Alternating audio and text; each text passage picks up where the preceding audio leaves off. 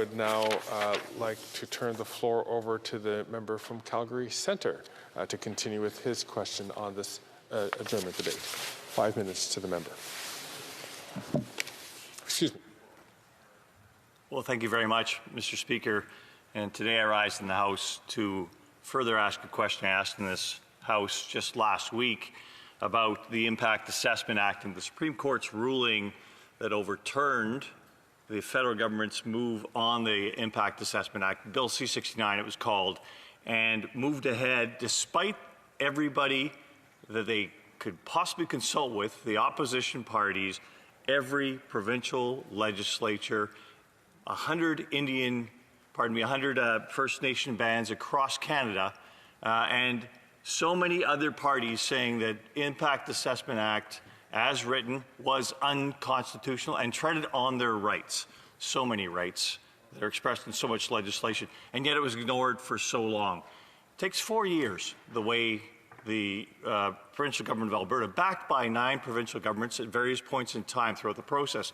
It took 4 years because the reference case takes 2 years, basically go through the appeal court system, and then another 2 years almost to get to the Supreme Court of Canada. 4 years of lost economic activity and effectively constitutional strife in Canada, Mr. Speaker. That's a long time. And how many projects were held up in Canada in that time? Hundreds of billions of dollars of projects. Right now there are 42 projects that have not received the environmental assessment. About half of those are actually under the old regime, the one before the Impact Assessment Act called the Canadian Environmental Assessment Act, which was the one that was passed by the previous government and effectively allowed a whole bunch of environmental assessments to be done. And what amazed me was the response I got from the Parliamentary Secretary for Housing when I asked the question about the federal government's involvement in this. He said at that point in time that the previous government had gotten nothing done and in effect had, sorry Mr. Speaker, you said 2 minutes to go? I've only been up for 2 minutes, Mr. Speaker.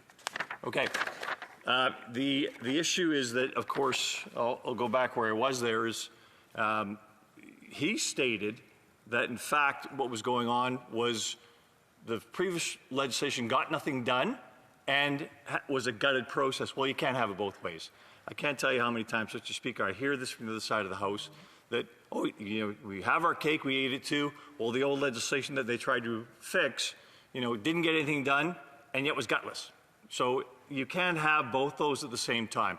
But that's the continued narrative I hear from this all the time. It is something that kind of bewilders me to some degree because it does contradict itself in so many ways.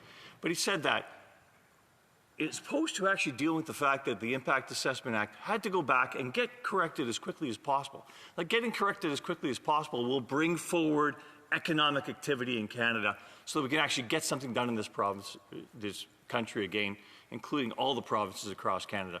This is something that has to happen. Think about all the economic activity that's been held up because of the uncertainty created by the Impact Assessment Act and how it's affected so many project proponents across Canada.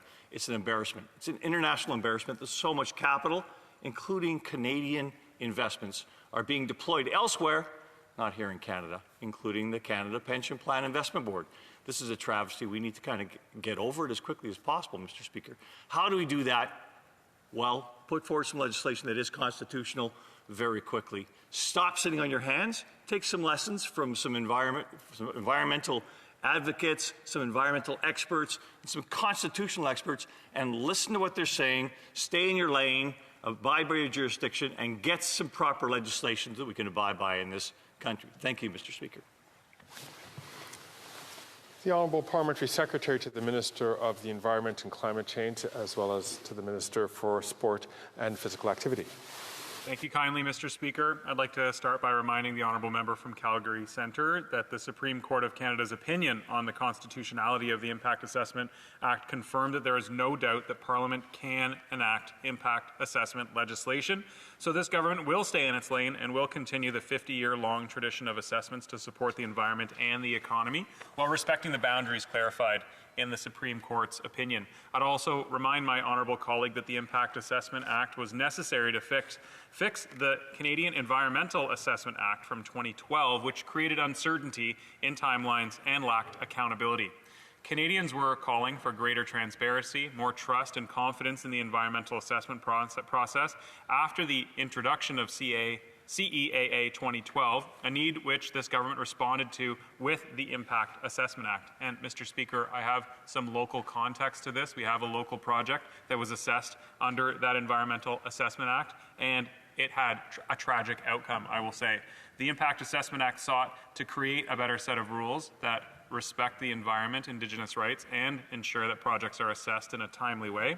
In fact, Mr. Speaker, this government recently approved the Cedar LNG project under the Impact Assessment Act, working closely with the government of British Columbia. You won't hear that from the member from Calgary Centre or any Conservative who continually says that this government never gets anything done, which is false, Mr. Speaker. We're approving sustainable and renewable projects that respect environmental considerations all of the time. This assessment in particular, the federal government relied on the provincial assessment process, meeting the goal of one project, one assessment. Final decisions have been made in 7 other projects in Alberta, Saskatchewan, Ontario, and Quebec after a thorough and public planning phase that no further impact assessment was required, allowing those projects to proceed.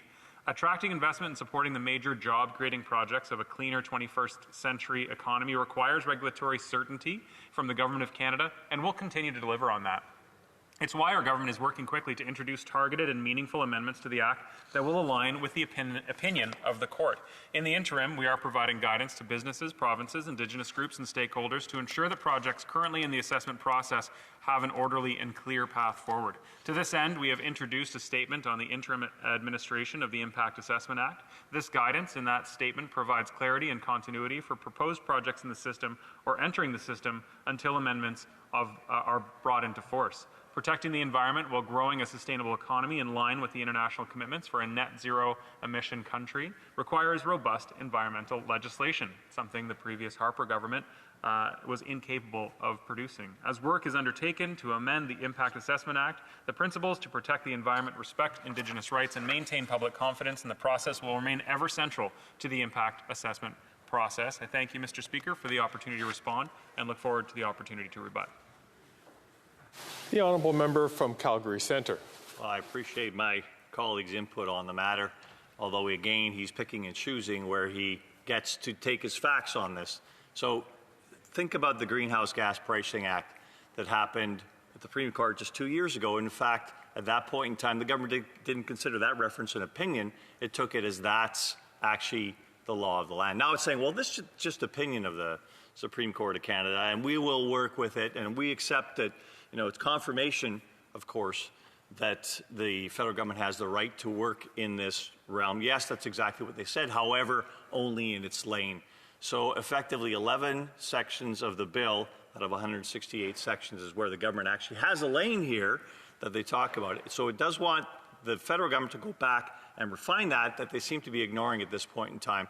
The best thing to do is be surgical about this, amputate most of the bill, as they say, and get forward with making things buildable in Canada so we have an economy in this country again, Mr. Speaker. Thank you very much. The Honourable Parliamentary Secretary.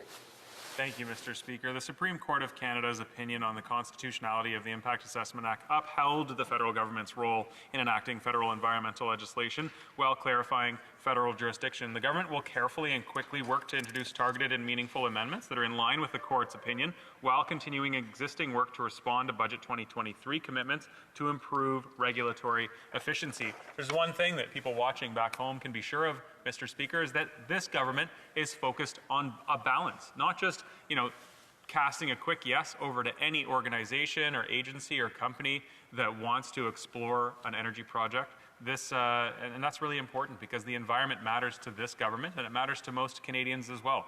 The result of that process will be an improved one for assessing major projects, which protects both the environment and the economy. In the meantime, Mr. Speaker, the government will provide guidance to our many stakeholders and Indigenous partners to ensure as much clarity as possible for projects currently in the system, as well as those ready to enter it. Thank you, Mr. Speaker.